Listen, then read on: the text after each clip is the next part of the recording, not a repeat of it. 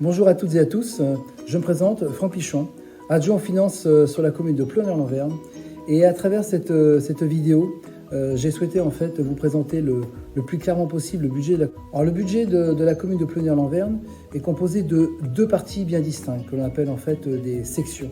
Il y a la section de fonctionnement et la section d'investissement. Et chacune d'entre elles, on va y retrouver des recettes et des dépenses. Alors sur la section de fonctionnement, on fait le fonctionnement simplement, c'est toutes les opérations de gestion courante et qui sont récurrentes, c'est-à-dire qu'on va le retrouver tous les ans. En ce qui concerne les dépenses, elles s'élèvent autour de 4 millions d'euros. Sur ces 4 millions d'euros, se ventilent en trois parties. La première, c'est ce qu'on appelle la masse salariale, à savoir c'est les frais de personnel que l'on a sur la commune. Le deuxième poste le plus important, c'est ce qu'on appelle les charges à caractère général.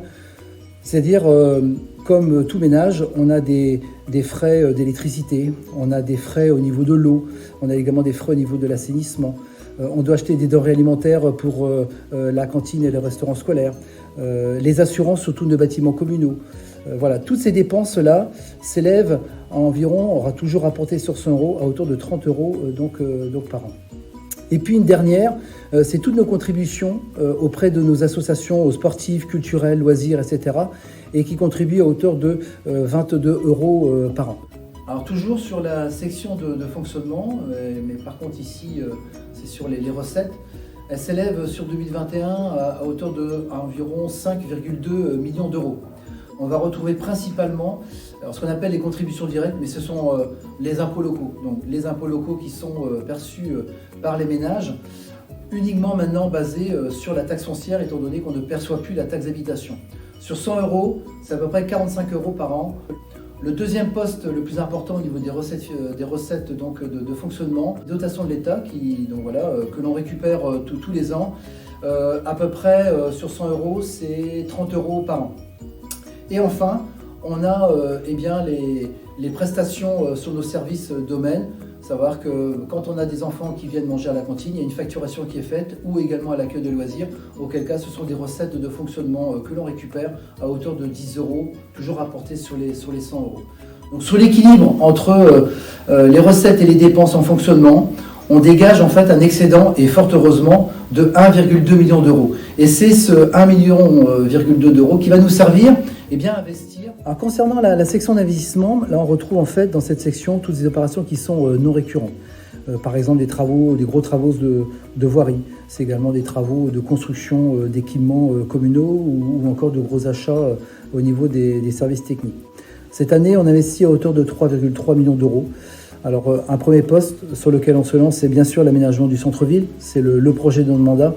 Et on a budgété, alors sur la période bien sûr du mandat, ça va s'échelonner sur plusieurs exercices budgétaires, 3 millions d'euros et c'est 100 000 euros pour l'année 2022. Également la construction d'une cuisine centrale à hauteur de 1,4 million d'euros, également sur plusieurs exercices budgétaires.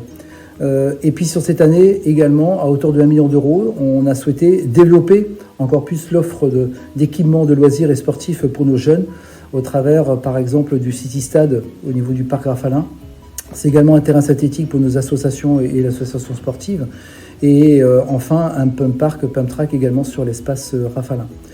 On a également un gros investissement que l'on va opérer sur la transition énergétique. La rénovation énergétique de tous nos bâtiments communaux, c'est le changement également de ce qu'on appelle les candélabres, l'éclairage urbain au passage à LED. Et ça, on dégage à peu près 250 000 euros par an de budget de manière à rentrer dans cette transition énergétique. Un dernier élément peut-être, c'est concernant la situation financière de la commune. Alors, elle peut être qualifiée de saine par, on va dire, un ratio, ce qu'on appelle notre capacité à rembourser totalement notre dette. Actuellement, Plonéour a une dette de 5,6 millions d'euros. Et on a une capacité de 4,8 années pour rembourser totalement cette dette, ce qui nous met dans une situation confortable. Deuxième élément également, c'est l'extinction de notre dette. Et sur le mandat, c'est-à-dire jusqu'en 2026, on aura remboursé sur ces 5,6 millions d'euros, on rembourse plus de 3 millions d'euros. Ce qui fait qu'on a cette capacité à avoir recours à l'emprunt